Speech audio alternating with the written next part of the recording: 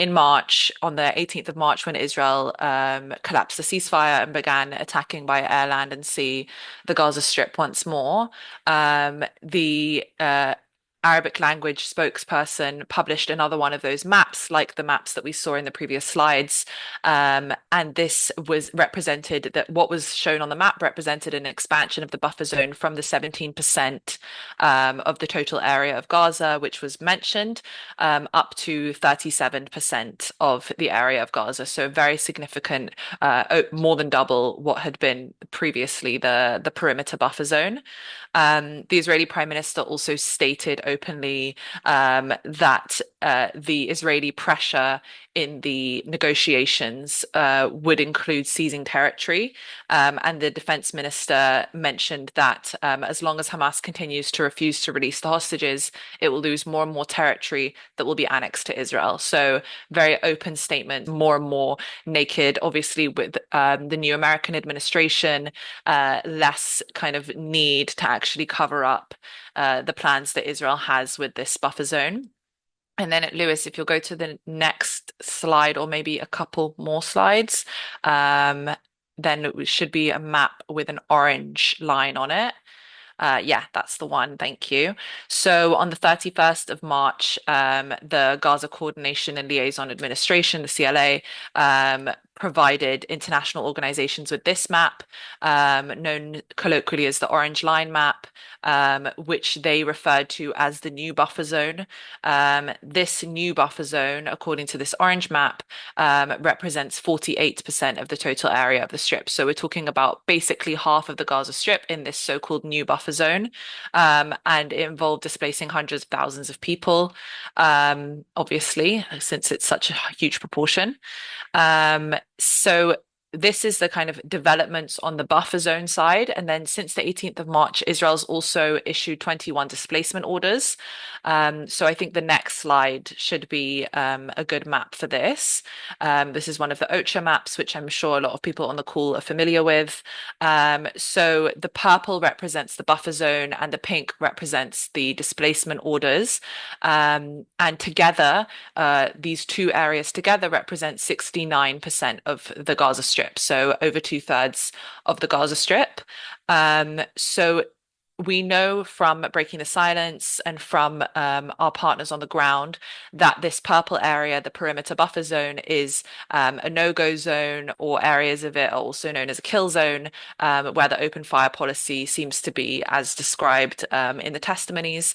We also, for the displacement orders, it's a little bit more complex because the displacement orders don't have an end date.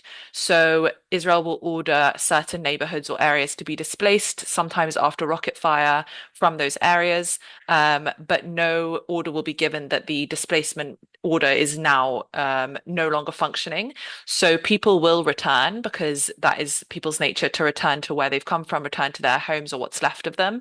But the humanitarian organizations won't return to those areas without explicit coordination from Israel. So the people who return to those often destroyed areas won't have access to anything, to the humanitarian aid that they need to survive. Then at the bottom of the map, you can see from the Morag corridor, so-called after the, just like the Netzarim corridor, named after the settlement that was present there, the Israeli Jewish settlement before 2005. This area from the Morag corridor down to the Philadelphia corridor represents 20% or more. We've had some reports that are 25%, some reports 20% of the Gaza Strip. So as you can see on the map, it is labeled in pink as a displacement area, at least a lot of it is. But we know in effect that it's actually been depopulated entirely and that there's no Palestinians left there at the moment, and that Israel is talking about making it a kind of distribution point or kind of bubble for humanitarian distribution. So yeah, this area has, again, it's effectively been completely emptied, and that's 20% of the strip. So I want to talk a little bit more, just briefly, about the displacement and how the displacement is kind of carried out. We know that over the course of the war up until mid-January 2025, 9 in 10 residents of Gaza had been displaced, some more than 10 times, and that at the peak of the displacement orders, they covered 86% of the strip. So the ways in which Israel has been carrying out these displacement orders, which include recorded telephones, residents, leaflets being dropped in areas where residents are found by the Air Force, text messages and posts on social media, and the maps that we've shown. Our analysis is that these methods are not do not fulfill Israel's obligations, and therefore that these so-called evacuation orders, which is what Israel's calling them, don't function under international law as evacuation orders, and that's why we're referring to them as displacement orders, and we're not alone in that. Examples of the ineffectual methodology is these maps, which are the kind of the so-called block map, which was the first ever map which divided the Gaza Strip into hundreds of blocks, 620 blocks, which are then it's announced which blocks are to be displaced. And bear in mind, from the perspective of a Palestinian resident of Gaza, this block map is a complete invention of the IDF. There's no lines on the ground. There's no real infrastructure which actually indicates which areas are displacement areas and which aren't. So it can be very confusing from the outset to understand what block you're in. The maps came with a QR code, but considering Israel's blocked off pretty much all electricity to Gaza since the beginning of the war, most people don't have access to a mobile phone that can scan this QR code. Telecommunications have also been periodically blocked.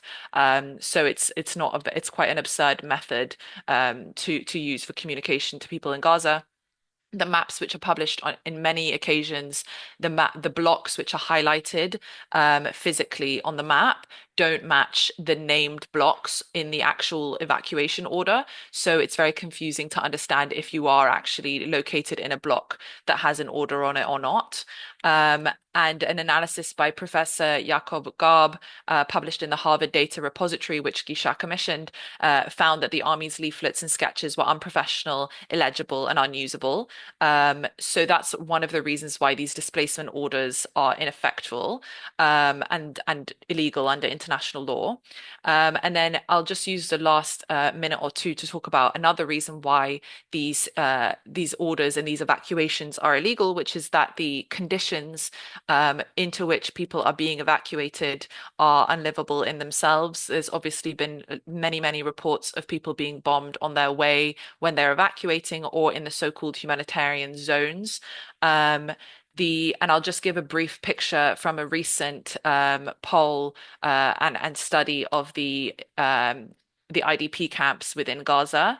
So between the 2nd and the 20th of March this year, there was an analysis conducted of 256 IDP camps in Gaza, which house over 40,000 households. So at 68% of the sites, people said that they had not received any aid for the past 30 days. That's obviously a result partially of the complete aid block for over 50 days into the Gaza Strip. And it's also a result of the over concentration of Palestinian residents of Gaza into what is less than 1/3 of the strip at this point. At 71% of the sites, people said that they had no one or few people said that they had sufficient access to food.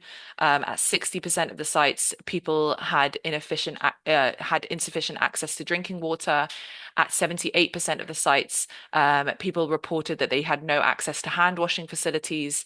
And at 93% of the sites, it was observed that there were environmental hazards in the surroundings, such as rodents, pests, solid waste, and sewage. So this is just a small picture of what it's like in these hyper concentrated areas of Palestinians, which results from the mass displacement caused by the perimeter buffer zone and the displacement